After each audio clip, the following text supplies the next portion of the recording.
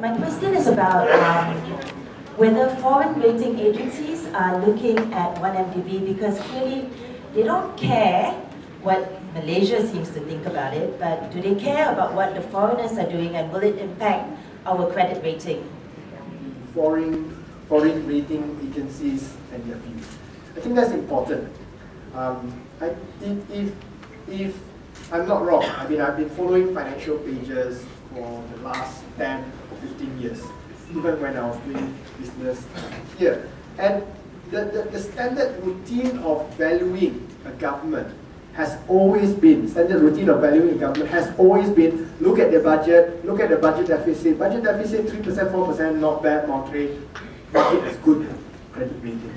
It was only in the last 2-3 years after we created a big fuss over these hidden debts known as contingent liability, basically government guarantees. Okay, we have been talking about contingent liabilities for a long time. Most people don't know what it means, but today when you talk contingent liabilities, straight away you know hidden debt. Guarantees that government did. You build the MRT project right out there, okay, 23 billion ringgit, not in the government budget. It's actually outside of the government budget. How they do it outside? They set up a new company, the new company, MRT Co, goes and borrow from the bank. The bank doesn't want to borrow, the bank doesn't want the land, the government gives a guarantee, MRT gets 23 billion ringgit to fund the project. But this 23 billion is not in the government's budget. So this contingent liability has increased to 157 billion ringgit.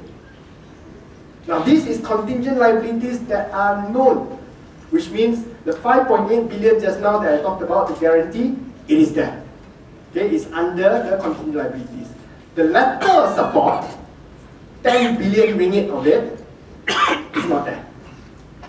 Sorry, letter of support was for 3 billion US dollars. Yeah, 10 billion ringgit. It's not in your contingent liabilities. So while last time I used to say contingent liabilities is the hidden debt, there's debt that is more hidden than contingent liabilities. No, letter of support, no. When Ahmad Baslan was forced to go to the press and explain that there was a letter of support, reporters nowadays a bit braver, a bit more cheeky. Okay, they asked, so any more letters of support for 1AB? No, only one letter of support for 1AB. And then they follow up question, any other letter of support for other companies? That one we talk another day. There may be more. We don't know how much more. And this is good because all these conversations have resulted 2 years ago in Fitch issuing a negative watch on Malaysia's sovereign ratings. Without all this talk, the talk that we have been doing all this while over the last couple of years, this change of mindset, this awareness of the impact of contingent liabilities will not come about. And these issues are important because the way 1MDB is being run, 42 billion of that, and my colleague have just dug up something else, which is very interesting. I'll give you the summary today. Teaser. You know, the government has land. Federal government has a lot of land, which it owns, which it pays rental for. They pay 29 billion ringgit worth of rental for this land, which they own. Why? Because they have got all this land, they need money, okay, they need money. Your budget, they have to show 3% very low deficit, they cannot go and simply spend, they cannot borrow money anymore. I have to find creative ways of digging up money. How creative can I get? I got all this land sitting there, not properly accounted for. Okay, let's give all this land to a 100% owned company called Pembinaan PFI Sdn Bhd. So they gave this company 27 billion ringgit worth of land. And this company then take this 27 billion ringgit worth of land to the bank, charge it to the bank, and then borrow 27 billion, spend as it likes. And then if he spends as he likes, he has no money to pay back the loan. So what do? So this company then charged the government rental, which the government pays to PFI so that PFI can pay the bank the interest. And this is not government debt. This is not contingent liability because there's no guarantee. This is a charge. It's just the government already give PFI the land. PFI took the land to borrow from the government. It is not a government debt. But at the end of the day, government is paying rental to PFI, a contract worth 29 billion ringgit, so that PFI then will be able to pay the back.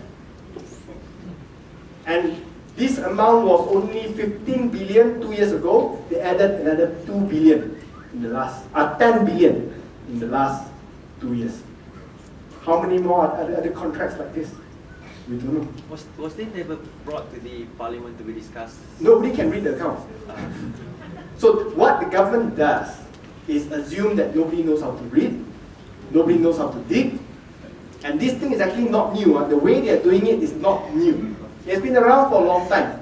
But the degree of abuse of this creative mechanism to use off-budget sheet, off-balance sheet spending has been increasing recently because of the need to keep the budget deficit on a respectable level to the public.